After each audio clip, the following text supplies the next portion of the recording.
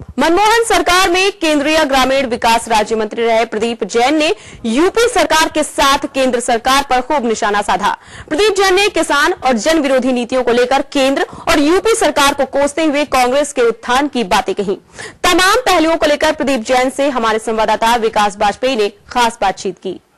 प्रदेश में कांग्रेस के कार्यकर्ताओं की उपेक्षा और मतदाताओं की निराशा की बात की जाए तो उसमें कहीं न कहीं अब फूंक डालने की कोशिश की जा रही है और कोशिश ये भी हो रही है कि किस तरह से संगठन को और मजबूत किया जाए ताकि बीजेपी में मोदी और अखिलेश सरकार से लड़ा जा सके। इसके लिए हमारे साथ में प्रदीप जैन हैं जो कि पूर्व ग्रामीण विकास राज्य मंत्री के पद पर रहे हैं और कांग्रेस के बहुत जुझारू कार्यकर्ताओं में उनकी गिनती होती रही है। सर, पहले तो के न्यूज में आपका स्वागत है। सबसे पहले जानना ही चाहेंगे कि इस समय कांग्रेस मुद्दा विहीन है, तो किस तरह से कांग्रेस को एस्टेब्लिश करेंगे उत्तर प्रदेश में ताकि वो फिर से रिवाइव करे और फिर से आपकी एक जमीन तैयार। कांग्रेस एक पार्टी नहीं, विचारधारा है और कभी मुद्दा विहीन नहीं रही। कांग्रेस ने हमेशा समाज के अंतिम व्यक्ति के हक और अधिकार की लड़ाई लड़ी। वो अंतिम व्यक्ति चाहे किसान हो, मजदूर हो, व्यापारी हो या छात्र हो।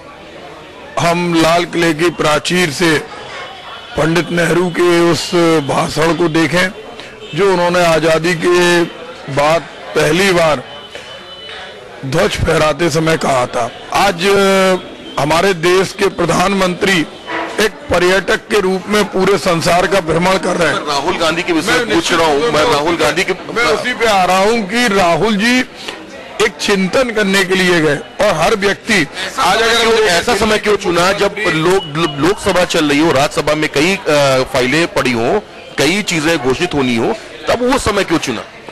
मैं समझता हूँ इस समय कांग्रेस सत्ता में नहीं है और सारे पार्टी के सांसद लोकसभा में मजबूती से जनहित के सवाल उठा रहे हैं और जो गलत नीतियां उसका विरोध कर रही हैं। लेकिन पूरी पार्टी के रिवाइवल के लिए किसी भी पार्टी के नेता को जाने की छूट हमेशा से मिली है और मिलती रही है। अगर हम देखें दिल्ली के मुख्यमंत्री शपथ लेते ही अपना इलाज कराने गए, तो अगर देश की सबसे बड़ी पार्टी जो एक विचारधारा है देश को जोड़ती है, उसके अगर नेता अपने लिए नहीं देश के लिए कुछ नीतियां निर्मित करने के लिए गए, तो मैं समझता हूं इसमें किसी को कोई राहुल गांधी के आप काफी करीबी माने जाते रहे हैं। ऐसे में संगठन में क्या कार्य करने की जिम्मेदारी आपको लगता है कि आपको दी जानी चाहिए?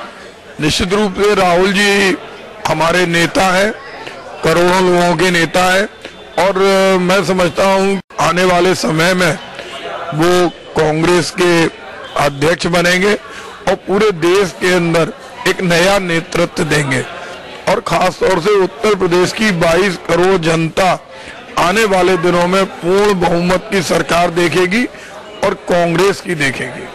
तो ये थे प्रदीप जैन साहब जो बता रहे थे कांग्रेस की रिवाइवल के विषय में। हालांकि राहुल गांधी की लोकसभा में अनुपस्थित के विषय में कांग्रेस के लीडर भी साफ तौर पर कुछ कहने को नहीं समझ में आता उनको, लेकिन हाँ ये जरूर कहा जा सकता है कि कांग्रेस इस बदली हुई परिस्थितियों में प्रदेश में अपना जनाधार बनाने के लिए तमाम कोशिशों में लगी हुई है।